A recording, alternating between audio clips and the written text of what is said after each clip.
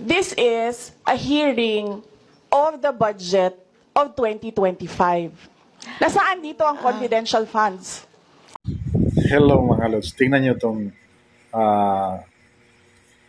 ang ginagawa ng isang representative ng kabilang grupo.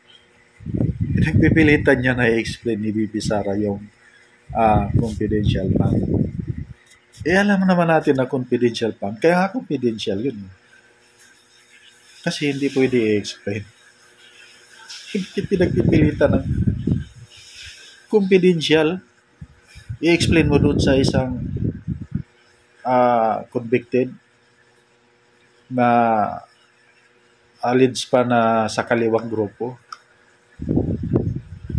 Di ba? Sagot ng Vice Presidente. So hindi po natin napapayagan ang ganong mga argumento na hindi naman tumutumbok dun sa topic natin. This is a hearing of the budget of 2025. Nasaan dito ang confidential funds? Ang topic natin dito at ang pinasubmit ninyo sa amin is the budget proposal of 2025. Where in the budget proposal of 2025 is the item confidential funds. Sa in aid of legislation nga ninyo, nakalagay nga doon sa rules ninyo, diba? The discussion should be germane to the topic. The topic is a 2025 budget proposal. Now tell me.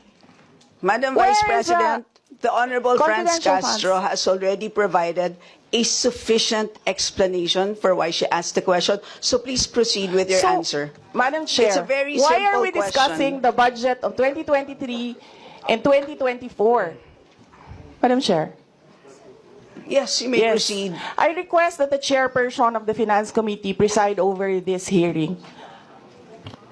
So, ibig sabihin, illegal yung paggamit nito. Madam Chair, nitong mga items na binanggit ko po, Madam Chair. Yes, You Madam cannot Vice President. you cannot allow a member of the House to just claim that it is illegal. Well, you have... That is a Madam notice Chair. of disallowance. That is a procedure inside the Commission on Audit. Hindi sa upuan niya. Since ayaw may paliwanag. So, hindi pwede yung ganyan na, yung tactics na ganyan, na parang, parang sorry for the pusit, na kapag nasusukol na ang pusit, ay nagaano ng maitim na tinta. So, Chair, Hindi na po tayo matatapos. yan ang sinabi ko sa iyo kanina. Ayaw mo maniwala sa akin eh. Aabot talaga tayo ng bukas dito. Diba? Madam Chair. Is Yes. this an inquiry regarding... What he said. Yes, you may So proceed if po. you allow members of the House of Representatives lines like what you just said, like pusit, bakit mo ako kinocrucify for saying a fact that somebody is convicted of child abuse sitting in the chair? Pusit, and then I cannot fire the presiding chair. So bakit? Yes, Bakit napaka one-sided nito, ma'am? noted po.